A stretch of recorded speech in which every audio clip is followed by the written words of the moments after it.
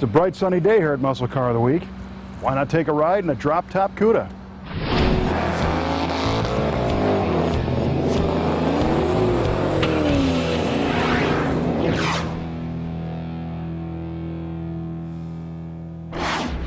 Plymouth Cudas are some of the most popular muscle cars out there, and we've shown some really cool ones here on Muscle Car of the Week. Of course, the ones we've shown have been highly desirable, like Hemi Cuda convertibles or AAR Cudas as well. But in the brothers' collection, there lives almost an equally rare version of a Cuda. It's a 1970 convertible with a 340 V8 under the hood and a 3-speed manual transmission. And what's so cool about this car is that it's kind of a middle-of-the-road performance car, but it's one of only 19 made. This one doesn't have the over-the-top 426 Hemi V8 under the hood, but what it does have is the very potent 275 horsepower 4-barrel 340 V8.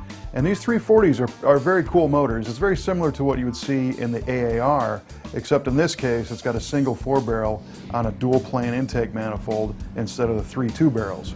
So not having those extra carburetors brought this down from 290 to 275 horsepower. However, it still made 340 foot-pounds of torque, and it still sports the large port heads with the 2.02-inch intake valve and 160-inch exhaust valves, and the forge crank and all the rest of the stuff inside that 340 that made them really good performers on the street. What's unique is the 3-speed manual transmission. You look at this and you see, here's a Cuda convertible with a 4-speed, kind of the combination for the Holy Grail, but it's only a 3-speed, which really makes it more rare than the 4-speeds. I don't know why somebody ordered the 3-speed, especially in a convertible, and a car like this, it's got a lot of options, so it doesn't seem like it was a budget decision, because this car has bucket seats, it's got a power top, and it's got other accessories like the luggage rack on the back. So somebody spent some money on this car when it was new, but they went for the 3-speed instead of the 4-speed. Just kind of an unusual combination. Something else that's unique inside this car is the dashboard does not have the rally pack.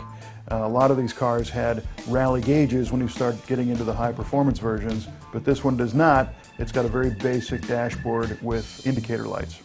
The nice thing about a convertible with a white interior is that you don't fry yourself every time you get in when the top's down on a sunny day. But this car really is pretty basic when you look at it. It's got a 3-speed manual, which is unusual. It's got basic gauges, nothing with numbers on it, an AM/FM radio, so it does have a little luxury. It does have the fancy steering wheel and a power top, but no AC. But really, what more do you need? You got a 340, a stick to roll through the gears, and the top goes down. One of the things that makes these cars so attractive looking is just some of the styling elements. This one is painted in bright rally red, code FE5, beautiful color, which contrasts really nicely with the white buckets and the white convertible top. It's got a black side stripe on board, and it also has painted bumpers. So these cars were highly customizable from the factory. They came in a whole variety of colors. I think you can get them in 22 different colors. And then when you start doing things like the painted bumpers and the different interior combinations, you could really personalize the car just the way you wanted it to.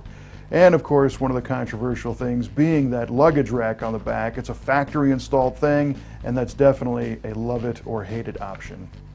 When we decoded the data tag on this car, we found that it was built on April 7th of 1970, just in time for a full summer-long season of drop-top cruising.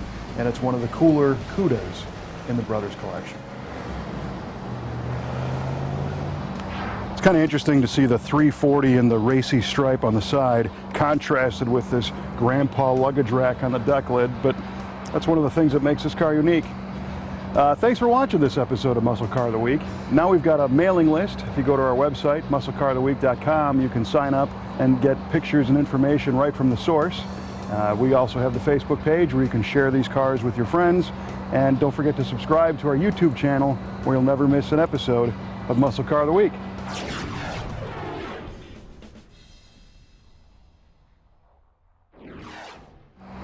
I wonder if this would hold my big cooler.